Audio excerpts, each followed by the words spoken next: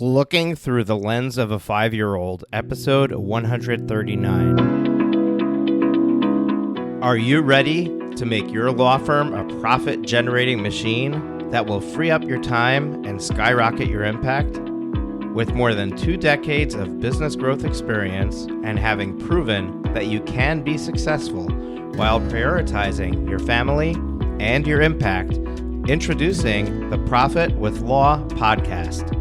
I am your host, the creator of the Firm Differentiator 10X Effect, Moshe Amsel.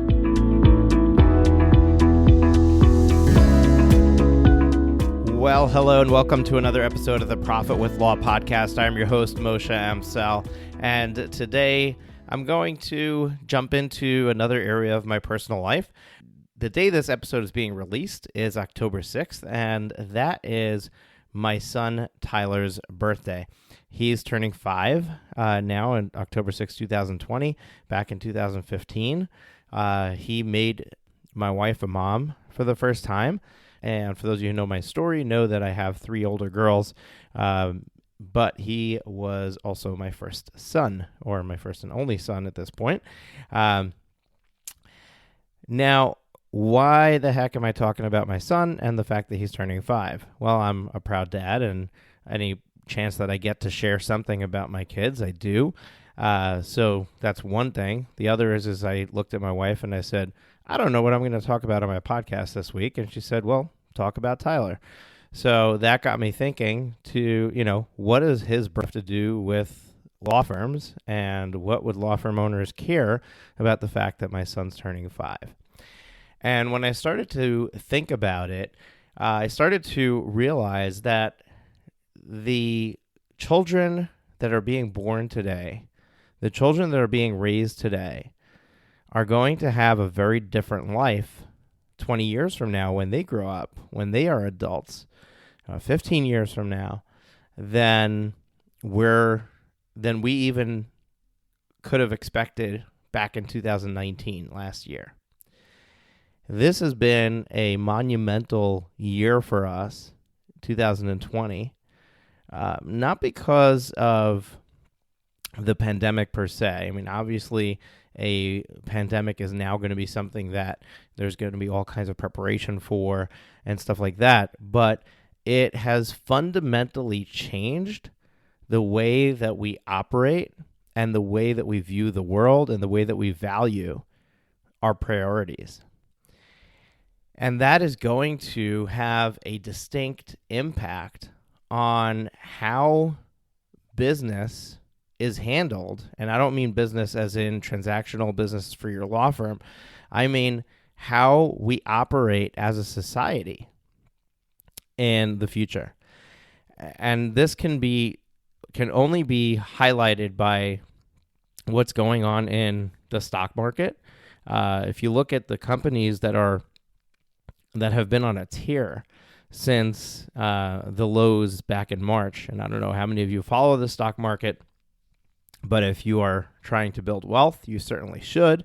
And I'm not saying that investing in stocks is the way to wealth, but I do believe that having a number of different baskets where you can invest your money is definitely the key to wealth creation. So if you've been following the stock market, then you know that companies like Zoom, a video conferencing company, DocuSign, a digital signing company, Twilio, a virtual telephony customer service company, what else? CRM, Salesforce. There's a ton of these companies that it's not just that they're cloud-based, but they make what used to be done one way possible to do another way. And because of that, these are what we call industry changers. These are what we call future changers, game changers. And that's why their stock is on a tear. Look at Tesla. We all know, everybody knows Tesla. Everybody knows about Tesla stock, right? Tesla may not come out the winner in the EV market. They may not be the winner in the electric vehicle market. However, they're an innovator, and they are the first ones to introduce new technology so far. They're they're the first ones to really hone in on what is the most important aspects of that market, and therefore they have garnered a tremendous market share of the current EV market. But more importantly, it's become a momentum stock or a momentum play into the entire transition from gas-powered vehicles to, or fossil fuel vehicles to electric vehicles. And this transition into the new way of doing things is where we need to look to be able to have a crystal ball into our future. And as much as I would like to believe that the judicial system is going to remain exactly the way that it is, I cannot believe that there isn't going to be a time where courts are not going to be conducted in person anymore. I cannot believe that there's not going to be a time that law firms can operate entirely virtual and not have an office at all. I cannot believe that there will not be a time that we can do remote signatures, remote document signing, remote notarization. I mean, even remote notarization, you may not know this, but let me tell you, since I'm an investor in DocuSign and I follow the company closely, DocuSign purchased a company. I believe the name of the company was Live Oak Technologies. I might be getting the name wrong a little bit, but they purchased this company. And what does the company do? At first glance, it looks like they do what Zoom does, right? They're a video conferencing company. But what they do is they do secure end-to-end video through the cloud that allows you to verify the identity of the person on the other side of the video. So essentially, what DocuSign is doing is they purchased this company that's got this video piece already figured out. They've got this digital signature thing figured out, and they're marrying the two technologies to create a technology that will allow you to have party A, party B, and party C, where A and B are signing a document and C is the notary. And the notary is going to be able to confirm the identities of A and B using this technology and be able to sign the notary or be able to notarize a document remotely, digitally. Now, if your mind isn't blown thinking about that, think about this. That's just the tip of the iceberg. We're just getting started. Now, yes, there's going to be pushback. Yes, there's going to be all kinds of kicking and screaming from every side of the aisle. You can't do that. That's not possible. But the reality is that we all know it's a matter of time. It's a matter of time before there is no such thing as in-person notarization anymore. It's a matter of time before there's no such thing as an in-person real estate closing. If we were able to do it remotely during the pandemic, why the heck can't we continue to do it remotely after the pandemic? And that's the question that we're going to be asking ourselves over and over again for everything that we do. And if you think I'm nuts, and if you think I'm crazy, and if you think it's not going to happen, that's okay. That's okay. Because what's going to happen is there's going to be two types of lawyers 15 years from now. And maybe you're at the end of your career and you don't care what happens 15 years from now. And if that's you, that's great. You've had a great run. But there's plenty of people listening to this who are in their late 20s, in their 30s, maybe your early 40s, and you should really care what happens in the next 15 to 20 years. And it's time to start thinking about the future, because the work you do today to build your law firm today is going to be the results that you get to reap 15 years from now. Now, I'm not saying it's going to take you 15 years to be successful. That is not what I'm saying. But what I am saying is that you're going to design your firm from the way you operate to the services you provide to the practice area that you're in based on your perception that this is the long game for you. And if you are setting up your firm to be able to profit and grow on transactional work, you are in the wrong field. Why am I so sure about that? Because transactional work will be able to be overtaken by computer algorithms. There will not be an attorney needed for transactional work. It may not be 15 years from now. It may be 25 years from now. It may be 3 years from now. That might be too aggressive. Maybe 5 years from now. But there will come a time when transactional work no longer requires an attorney, and it can be done completely by a piece of computer software where the parties are doing everything digitally, remotely. The two parties never even meet. That's the future of the transactional side of law. In the non-transactional side, I do believe that there will come a time that courts don't meet in person and they meet virtually. It is more efficient. It's not going to make sense for people to drive around for things like that. The same way, look at shopping. And tell me if you don't order anything online. The convenience of being able to say, oh, I need something. Open your phone, order it from Amazon, and have it at your house in a day or two. And there will come a time when you order from Amazon and it's delivered to your house in an hour. Faster than it would take for you to get in your car, drive to the store, walk around the store to find what you need, stand in line to check out, put it in your car, drive back home. Now, yes, there will always be the desire to walk through a store and go shopping and look for something. So we'll probably have that still in some way, shape, or form. But by and large, our need for a store is going to be gone. We already see it in the delivery systems available. You have grocery deliveries. You have restaurant deliveries. There's every delivery system imaginable already there. Granted, they're more expensive, but how many of us have been willing to pay that extra price for the convenience of not needing to go somewhere to get something? And it's only a matter of time before that premium that you pay for that extra service is gone, because that's the only way to do business, because that's what the consumer wants.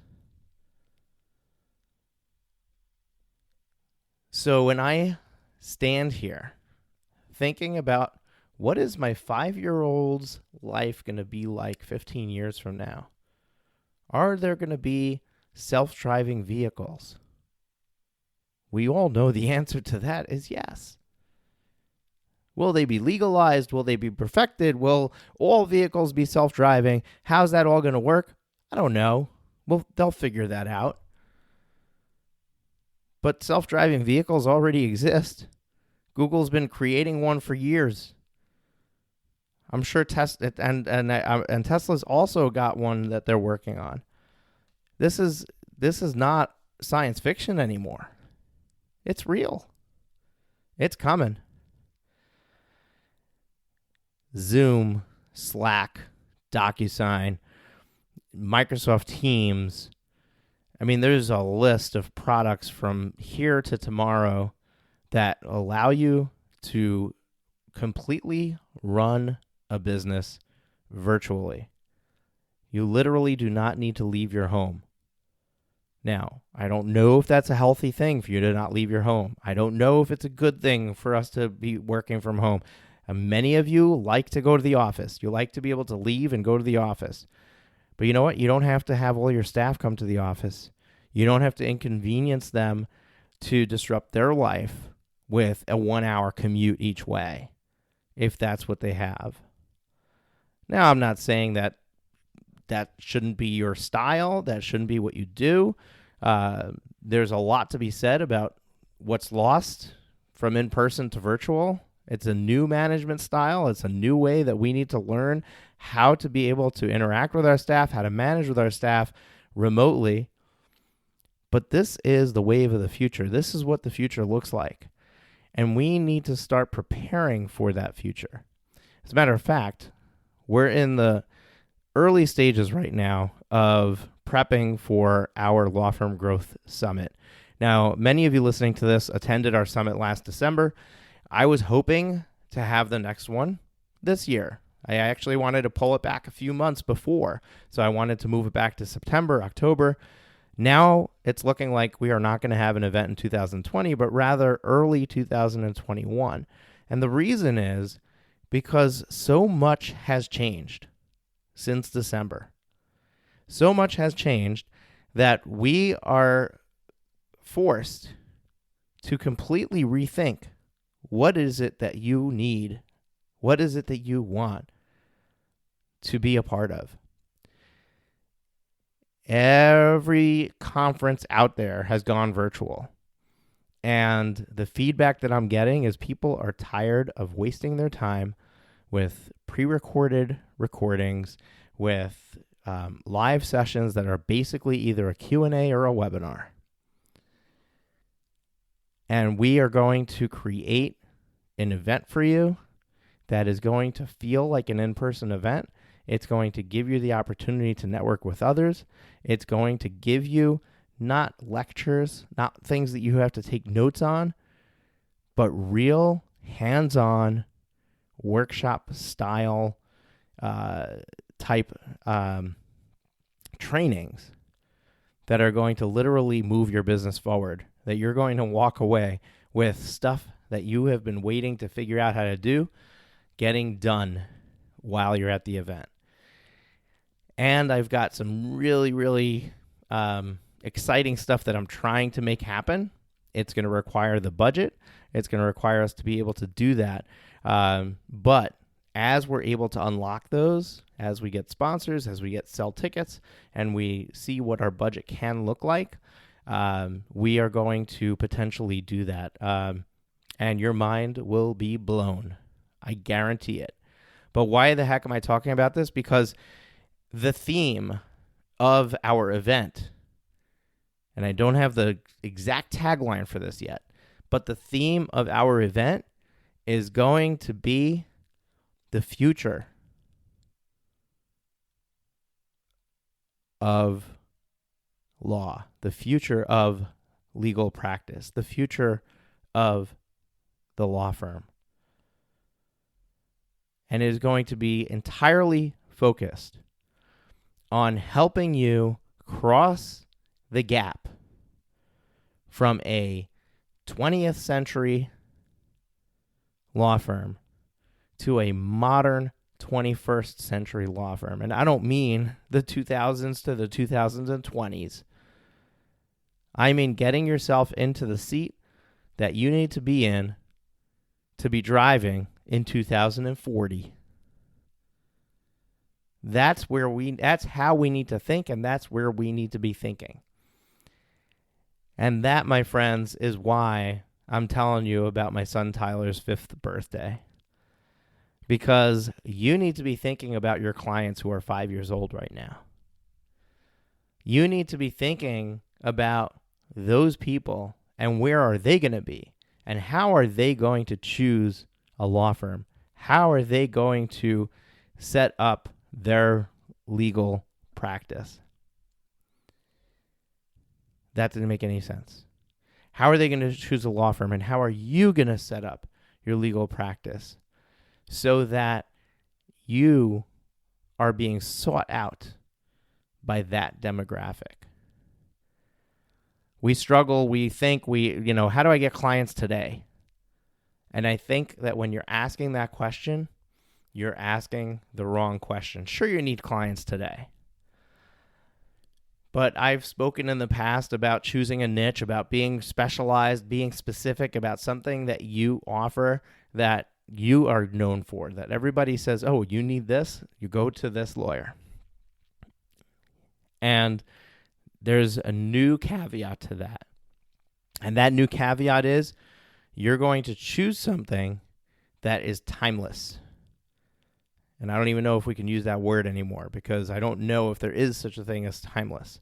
But you're going to choose something that is going to have longevity that's beyond the next 5 years. You're going to choose something that has longevity as far as you can envision and imagine in your most wild scenario that you can conjure up in your mind. That you have something that will be able to be with you, that you will be able to harness and grow and become the most well-known attorney for this thing. And it's a thing that's not going to go by the wayside because a piece of technology took you over or because the court system doesn't open anymore. If you are doing transactional legal work, you are the most susceptible to this. And transactional work is easy money, and it's easy money for a reason. And it's because you're doing work that can be done by a computer. There's a lot of resistance in the legal industry not to allow non-attorneys to own a law to be an owner in a law firm, not to allow technology to do the job of the law practice. And that battle is going to be lost. The people who are sticking their stakes in the ground and saying we cannot allow this to happen because our entire industry is at stake are going to lose that battle because that is the wrong argument to make. I mean, look at the accounting practice, the accounting industry. The accounting industry is just a number of years ahead of the legal industry. It wasn't too long ago that accountants were in the same exact seat that you're in today. And the accounting industry had to, by no choice of their own, pivot and change and become different. Why is it that the big accounting firms have technology consulting arms? They have a huge subset of their business is IT consulting. It doesn't make any sense. It has nothing to do with accounting. But what happened is accountants were the work that we were doing was being replaced by technology. And there was less and less of a need for the work that we were doing. And as we started to transition from transactional work to value-added services, to consulting services, to advisory services, that's when we were forced to become good at the technology that was replacing the accounting industry. And when we became good at the technology that was replacing the accounting industry, we suddenly became an integral part of the technology portion of a business. And that opened up a possibility. Hey, you're already using us to manage this software. Why not use us to manage everything else? And lo and behold, accounting and IT got married. But I only share that story to highlight the fact that you can kick and scream all you want, but software is going to take over. Efficiency is going to take over. People are going to demand the most cost-effective solution for what they need. And they're not going to tolerate spending money on something that does not need to be spent on. They're not going to tolerate paying for something to be done manually when it doesn't need to be done manually. And it's only a matter of time before this happens. So, if I can leave you with this one thought, and we're gonna hopefully bring you as much information as possible to help you understand the different things that you can do to future-proof your firm, to get your firm ready for the inevitable. But if I could leave you with this one thought, it's this. I have always harped on having a vision of the future, picking a goal, and then choosing your actions to purposely and successfully march towards that goal. That is what builds successful businesses. That is what builds leaders. And if you can just add this part to your future vision, it's probably not going to take any major tweaks for you to be on the right path. So I may not be sharing something that's new to you, or I may. You may not have thought about this. You may not have thought about it this way. This is not something that's going to be an overnight thing. It's not happening tomorrow, but mark my words, 15 years from now, we're going to be looking at a very different way of doing business. I recently became aware of an author, Susskind. I got to actually look up. It was brought up. It was probably on the last podcast episode before this. I think it was my interview there that it came up. So his name is Daniel Susskind, and it's The Future of the Professions. I'm sorry, Richard and Daniel Susskind. I think it's Richard Susskind is actually the big one. I don't know. I guess Daniel must be his brother, but not sure. ProfitWithLaw.com/The Future of the Professions book. But he also has a book called Online Courts and the Future of Justice by Richard Susskind. And I just got the book. I didn't read it yet, but I'm curious to see what he has to say. But he's been harping on this for a while, and apparently in the 90s he was talking about how lawyers are going to communicate with their clients by email. And when he was talking about that, he literally was being excluded from the legal industry. Like, people didn't want to have him talk on their stages because he was saying such crazy things that are completely against the code of ethics, that somebody is going to communicate with their client. Attorney-client communication is going to happen by email. And as you're listening to this, you're laughing because probably that's the only way that you communicate with your clients right now. And, you know, it was a crazy idea when you thought about where you were and what was allowed currently, because the rules are so tight, because they're governed so tightly, because there's somebody else telling you what to do. They almost have stolen the possibility of being able to think differently, of being able to think outside the box, to see what kind of other things are possible. And I think that we need to recognize what has been allowed or not, or disallowed in our thinking, and recognize that as a shortcoming that can be overcome by simply expanding the way that we think and the ideas that we allow to permeate into our field. So definitely, if you want, check the book out. I am actually in the process of reaching out to see if I can get Richard onto our show. I'd love to have him here as a guest. So if you happen to know him and have a connection with him, making that connection, that would be awesome. But regardless, check out the book, see if you like what he has to say. But he does have a very interesting perspective, and his perspective is even better than mine because I'm only involved with attorneys from the business side of the law firm. So I can't speak to all of the intricacies of the practice of law.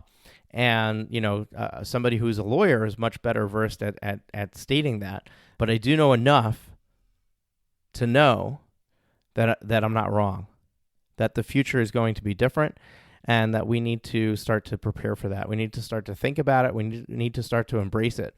And some of you are behind the times. Some of you haven't adopted digital practices. You haven't made the move to cloud-based file storage and document management and CRM software and practice management software and digital client communication and electronic payment collection. Some of you haven't adopted all those things, but many of you have. And it's amazing if you look back in the last 10 years, the legal industry has made a ton of progress.